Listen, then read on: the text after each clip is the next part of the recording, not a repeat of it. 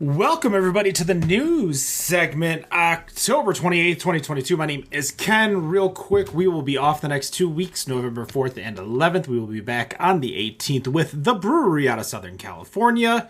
So this is your last episode to listen to before we have a little bit of a break. My co-host with me, Rob, what are you drinking?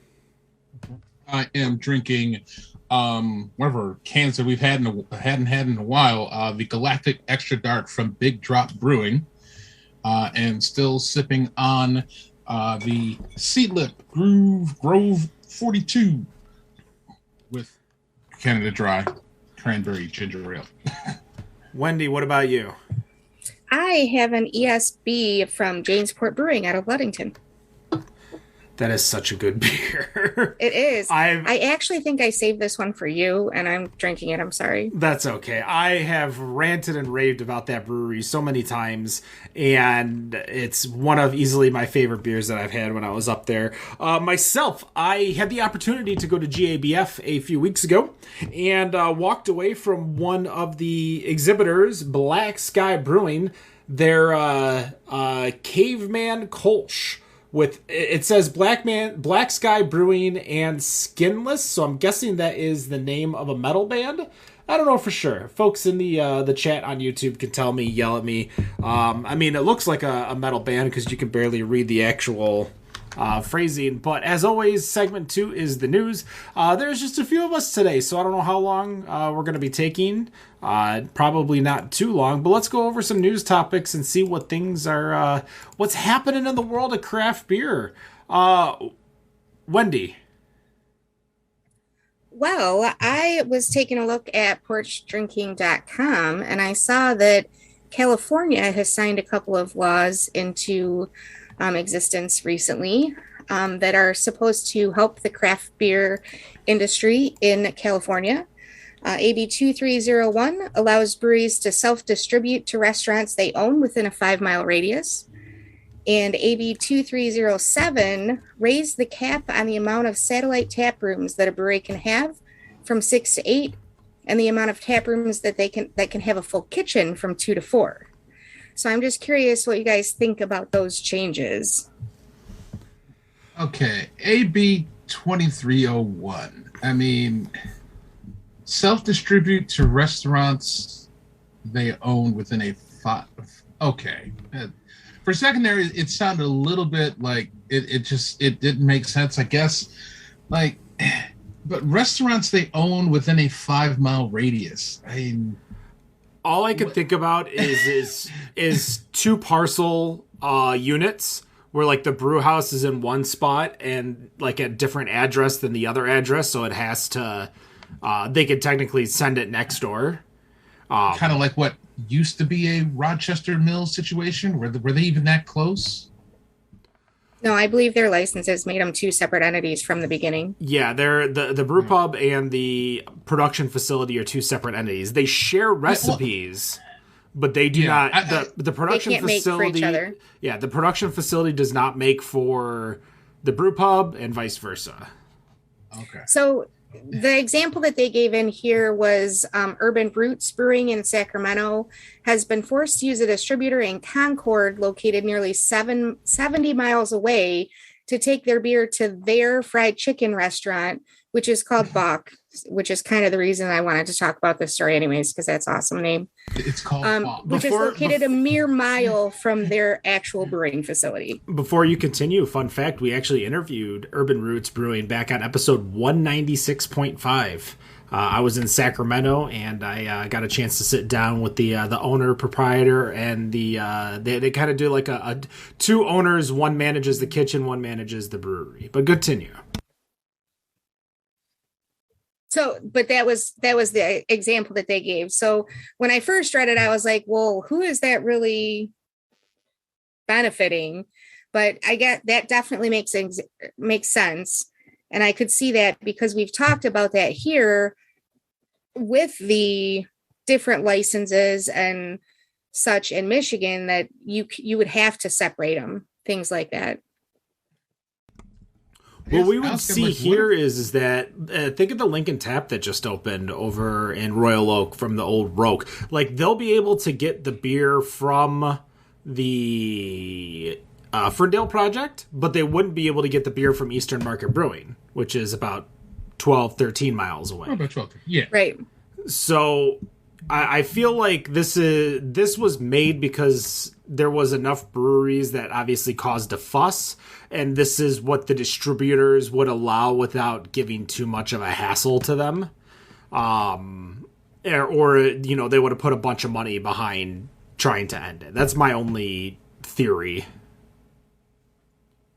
And the second one, I think it definitely makes sense to allow them to have satellite breweries. Though they used Modern Times as one of the examples in the story. And I was like, well, did they open too many too fast? But we don't necessarily know that that's the case. I think the big comparison here that we would see is Nubco in Michigan, which is Jolly Pumpkin, which has a lot of satellite tap rooms that they don't necessarily brew at, but they just only serve their own beer. We don't really see that elsewhere in this number of spots.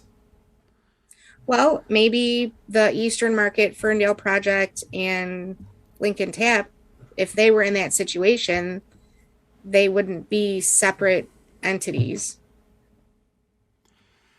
I'm always for, like, things that can always make everybody's life easier, and not necessarily harder. So any law, even if it's just like a little bit, like these seem to be like Band-Aids on potential issues that we're able to get past without any flack. But obviously I'd love to see a little bit more freedom for them to not be so reliant on the 3-tier system when you don't necessarily need to, which, speaking of Ferndale Project and EMBC, obviously they were fighting that here in Michigan with the raise in distro cap from 1,000 to 2,500, and then also removing on-site numbers, which I'm curious now if the Lincoln Tap is considered on-site numbers or not, because it's owned by them but not brewed there. Right, because I mean they do have quite a bit of space to brew there. I actually got a chance to stop in there this past weekend, and it's obviously when it was Roke, we did the tour back there, and yes, there's obviously all that barrelage that's still back there for sure. There is a lot of space back there. You could easily open up something, or someone could contract there or something like that. Like, Roke was set up to distro from day one, and obviously they didn't reach the capacity they wanted to reach, but yeah. Right. Well, I mean, like I said, with 2301, I mean, especially for an example like Urban Roots, it definitely makes sense. I kind of wonder if, because that's the thing when you talk about the 3-tier system, is there going to be any pushback from the distributor end, where now it's, hey, we're not making money off of this product, and there may be other locations that we're no longer making money off of. So what do we do as a business to increase our revenue and keep our employees, keep beer coming in and out, so that, I mean, obviously there's still going to be beer going in and out of the distributor. That's no question. But when you lose a little, I think as a business you start to look at it and say, okay, where do I start to make that up?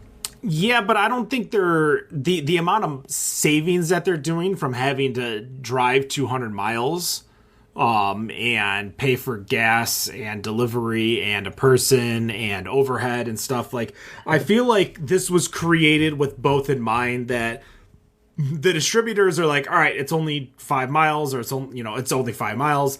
So anything more, obviously we still get, but this saves them from having to also do the work too. Cause if you're the distro and you're forced to distro someone's tap room and they have to deliver it, or you might lose that customer because they might stop distroing. And I mean, Urban Roots is not a small brewery. They're not big, but they're not small.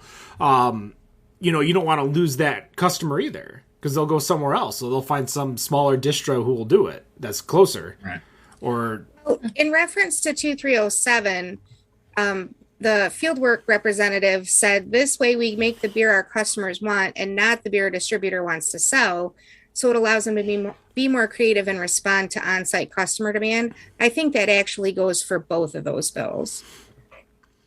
Yeah, I think this is just cutting. Remember when we were talking years ago, this might have even been back in the studio, but we were talking about how the Wisconsin Tavern League was trying to force breweries to sell all beer to distro, including beer they were selling in-house.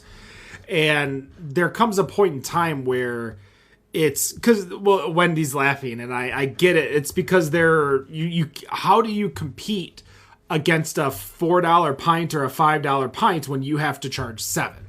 And that's their mentality. But in the same token, what's stopping them from opening up their own brewery and brewing their own beer?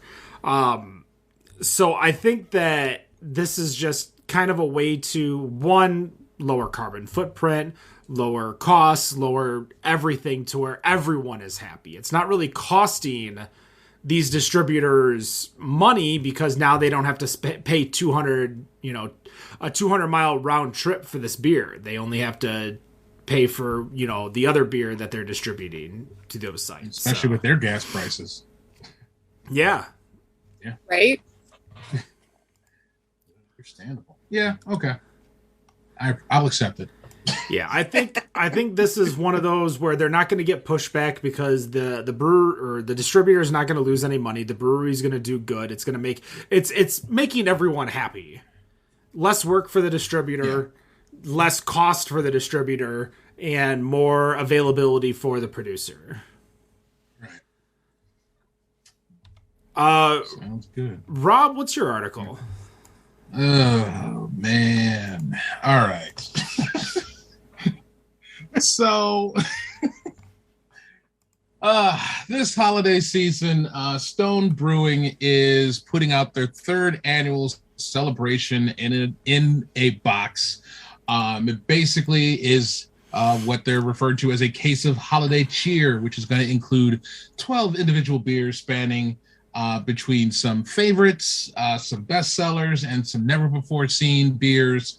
It is basically called 12 Days of IPA. And as from being from Stone, I don't know why anyone else would be surprised that it's IPAs because they make a lot of them. Basically, the holiday pack is going to have a wide range, I will say a decent range of ABVs, ranging from 6.9 to 10.1. They are going to have some of the beers that are going to be in there include some of the ones that we see on the shelves, being the Delicious Citrus, the Ruination. They're going to have the Peak Conditions Hazy Double. There's going to be a Japanese Green Tea IPA, which I'm kind of intrigued, but well, we'll see. And hopefully, if that's something that can be separated, I may want to try that one. They're going to have their 26th anniversary triple IPA. A few of the other ones that we already know, like Fear Movie Lions, which is one that's been on the shelves, and then a Scorpion Bowl IPA, which I'm kind of curious. I feel like that's going to have some sort of pepper in it, but it only clocks in at 7.5. The strongest one actually is the Japanese Green Tea at 10.1. The 26th anniversary is at 9.7, and the Delicious Double is at 9.4, and it just pretty much goes down from there. Obviously, with my not wanting to talk about IPAs, but I found this article that you end up talking about IPAs. That I would love to see some other type of holiday cheer box. Obviously for us here in Michigan, we do have Rochester Mills and their 12 Days of Christmas, which basically is mostly all stouts. But I'm curious from you two to give me a brewery and a style you would prefer to see 12 days of. And I'm going to go to Ken because I feel like Wendy is going to say Trogs. Well, she probably wasn't, but now she is. For me, Planting the seed. a brewery and a style. Can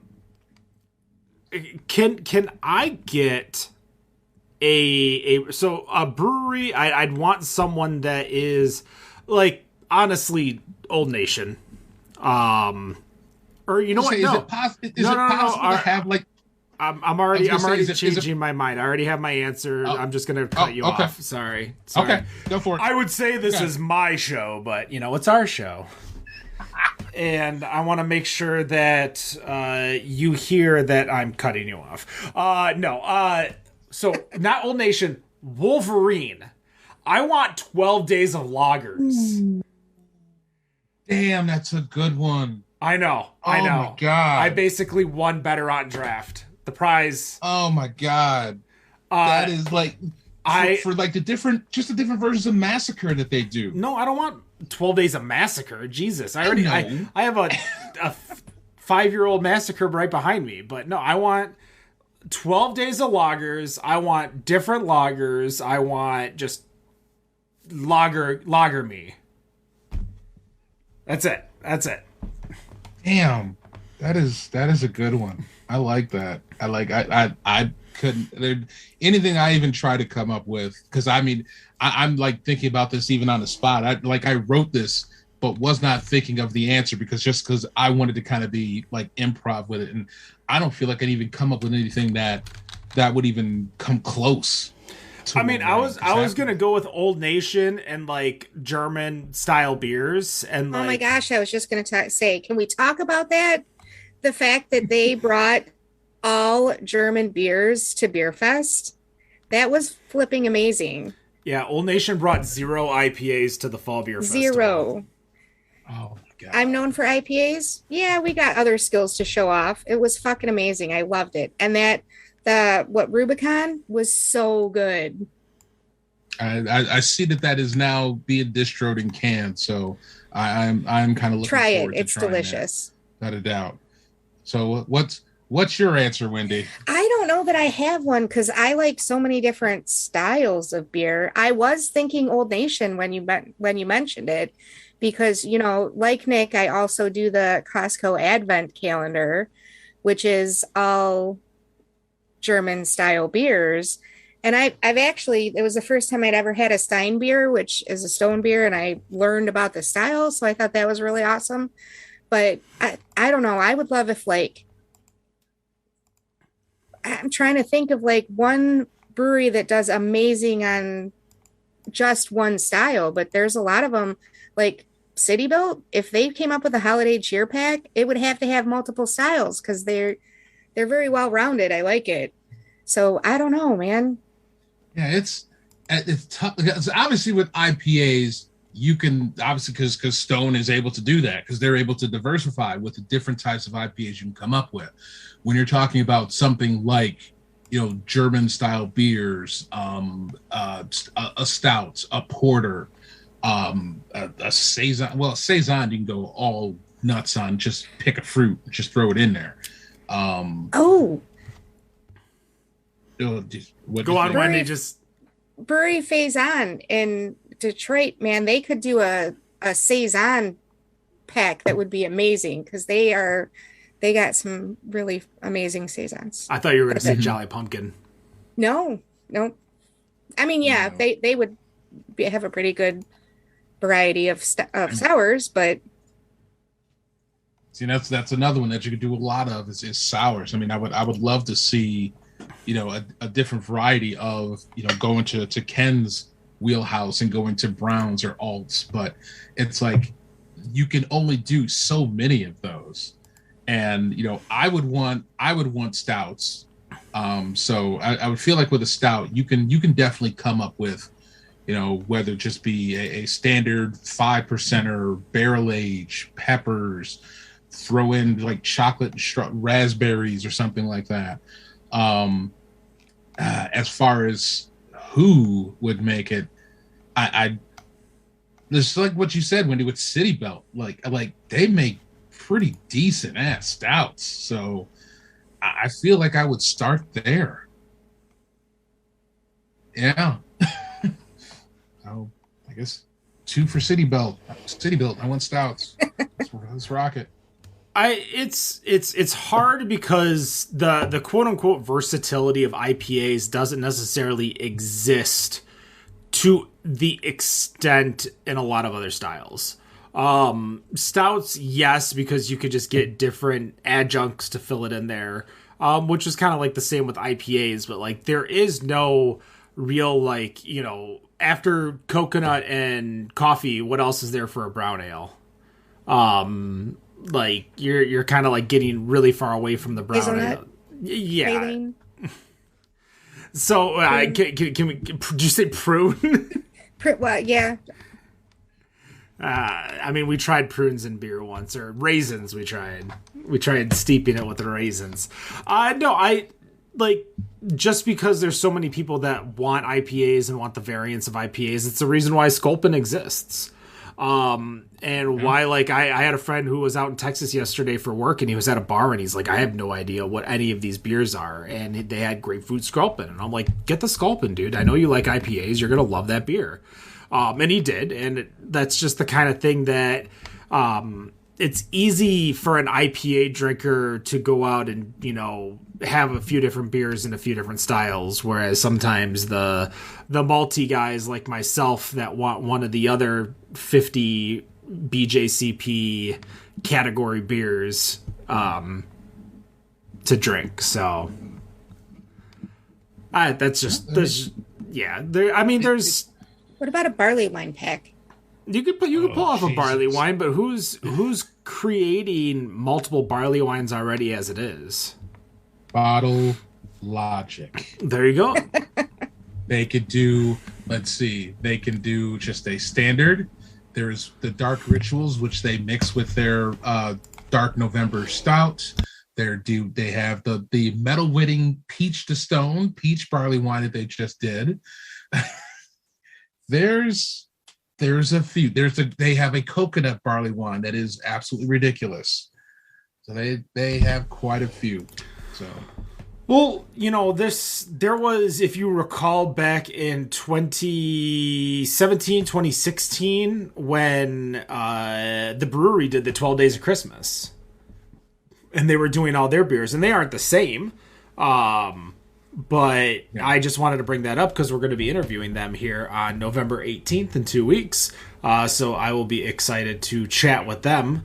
But yeah, their 12 Days series is a barrel-aged series that I think a lot of people enjoyed too. But again, too, like a lot of these beers with the variants, and if you look at the variants for, you know, Rye Hipster now over in Oddside, or Griffin Claws, Flying Buffalo, all these beers, like Flying Buffalo this year is going to be in 12-ounce cans. Do you know how excited I'm going to go buy and drink it? I'm really excited about that. I'm going to go buy Outside could totally do a seltzer pack too. Oh yeah, Outside could do a seltzer or pack. If they did their what's the ones? Yeah, they could, the Fruitsicle.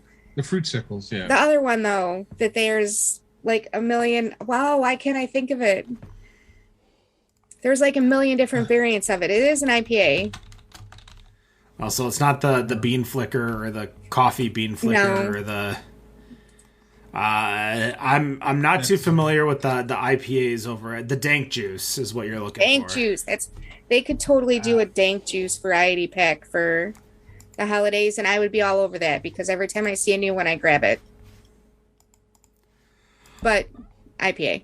I remember when we did because it's a New England IPA, we did the New England IPA March Draftness. That was like not March, it was like January of a year. And I remember Wes reaching out to me saying, hey, why isn't this beer here? And I'm like, can you promise me a keg of that beer if you win? And he goes, no. And I said, well, that's why it's not there. He was like so upset. And like after I explained to him, like, because I don't remember what he was chatting because Boss Tweed was in the competition and not M43, and he's like, well, I want this beer in, and I'm like, can you get it to me? And when he said no, I'm like, oh, that's what we're doing is we bought a keg, and we actually bought 2 kegs that day, and a huge snowstorm hit, so that sucked. Big thanks, though, to Brown Iron Brewhouse for hosting that party. And thanks to Travis. Travis drove from Williamston to Washington Township in a snowstorm to do meet and greets with fans who loved M43 and Boss Tweed. So my article is a little bit different. It is going to chat about the upcoming... Jim Koch over at Sam Adams had a very big conversation recently. I believe it was like a conversation with all of the... It was like a... not a quarterly meeting, but like a business meeting with like investors. And there was a few things that he mentioned during this conversation, and we'll kind of go through them. But it involves around Boston beer and everything that involved around Boston beer. And the first thing is that he's saying that Boston beer aims for simplicity and beer innovation and avoids bandwagon offerings. Now, this is one thing where I was trying to think, did Boston beer do a New England IPA? Did they really hop on the IPA trend like New Belgium did with Voodoo Ranger, or the variant, speaking of variants of an IPA, Voodoo Ranger for sure. But that is one thing that I really couldn't think of, is that Sam Adams, at least distribution wise, has been very consistent with its beers. Cold Snap, Oktoberfest, Cherry Wheat, Boston Lager. Do you think, we're dealing with one of the top 2 craft breweries in the country.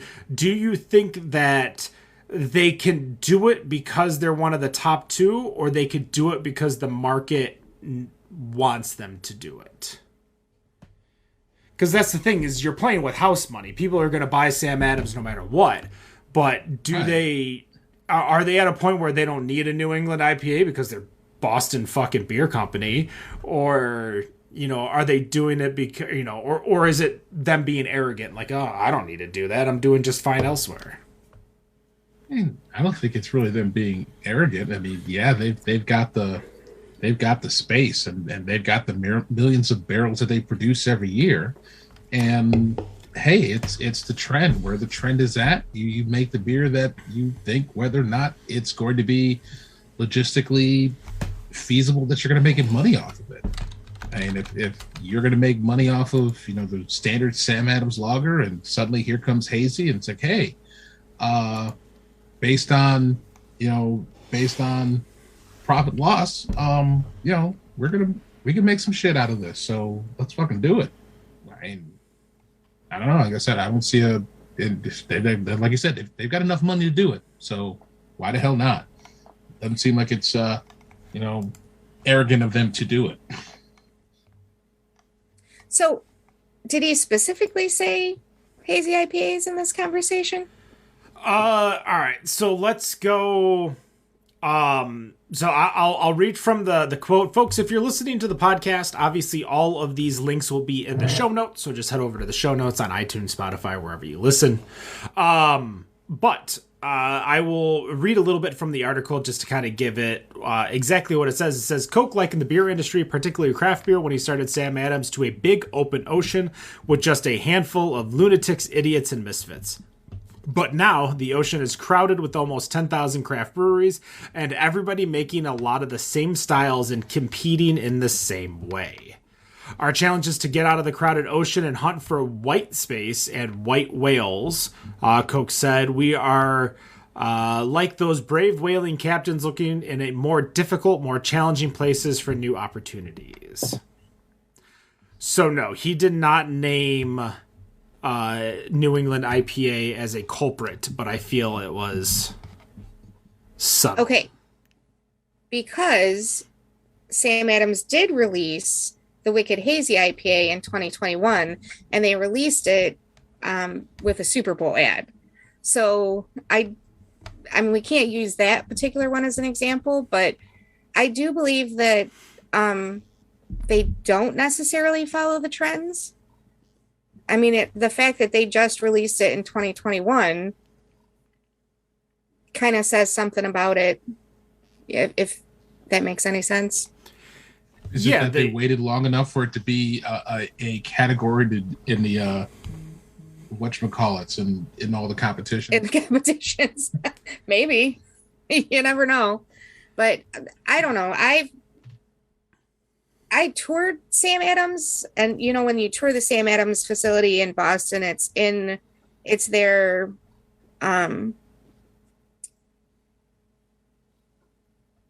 can't think of the word. I don't know what's wrong with me today. It's where they test things, basically. It's their testing facility, Research is what you're touring. Yes. So they had a lot of really good beers there that they don't distribute, is what we tested once we did our tour. They give you a bunch of samples, and there was a lot of really good beer that they just don't distribute. So I think that they kind of stick with what's, I don't think they follow the trends. No, I think it's true. I think so regarding their beer, I think they're going to stick to their guns and produce the beer that they're going to produce. I think they're going to add where there is space to add. So obviously they added their NA beers recently with the NA craze. And is the NA craze as big as the New England IPA craze? I don't believe so. But I believe it's a segment of the market that they want to make sure that they're part of, because they're part of every segment of the alcohol market. With Dogfish Head, now they have Truly, Twisted Tea. Obviously, Dogfish Head has their hard spirits.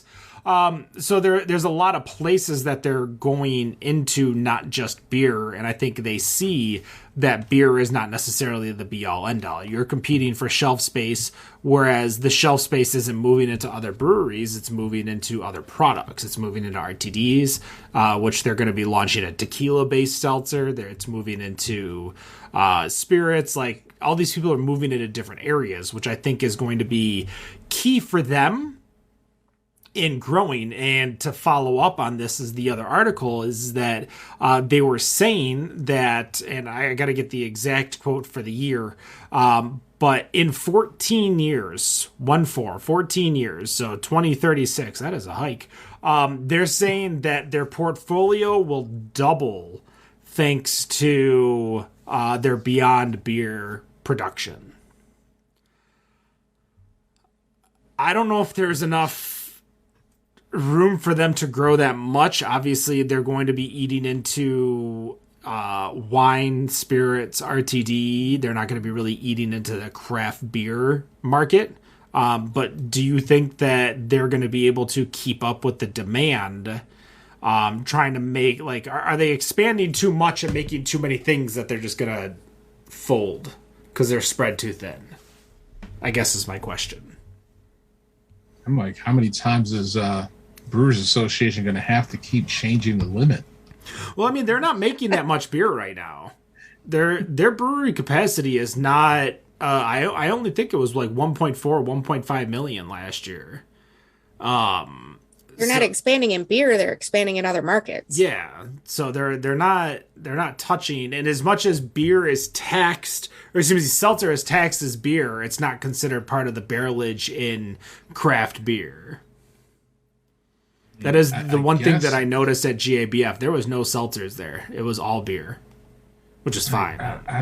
I don't know if it seems like that's just a lot, because, I mean, hell, as a world population, just looking at the like complete macro level, we're projected to hit 8 billion in 3-4 years.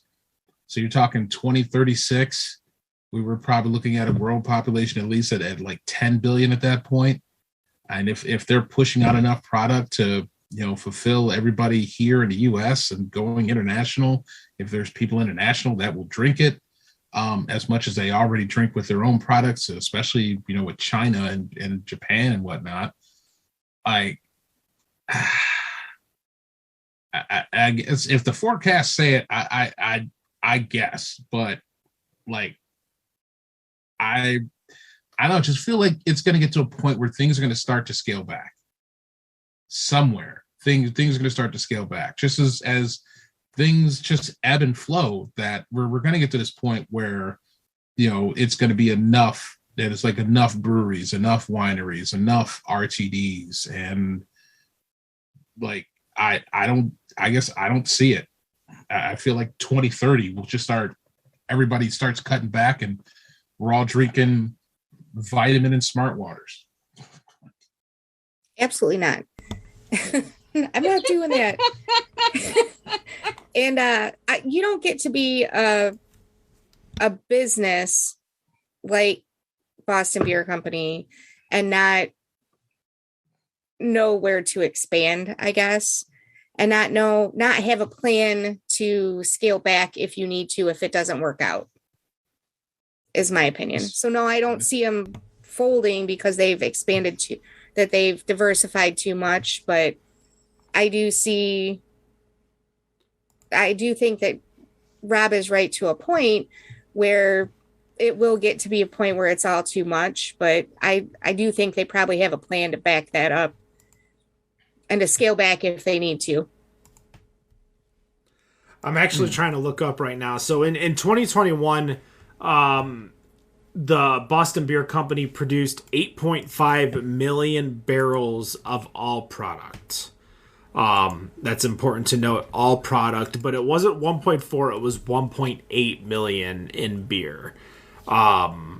And Yingling did not publish their number, but the next up is 1.1 million with Sierra Nevada, and then it drops all the way down to 528,000.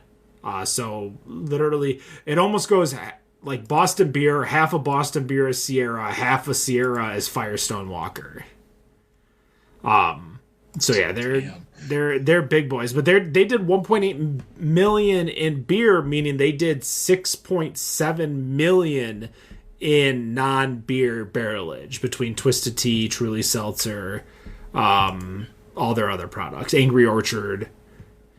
So yeah, I don't know if they're necessarily spread thin, but I don't know. I think there comes a point where they need to make sure that they're not going after too many areas and focusing on the ones that they're made. But they've also been doing this for a lot of years, and there's a reason why Jim Cook's a millionaire and I'm not.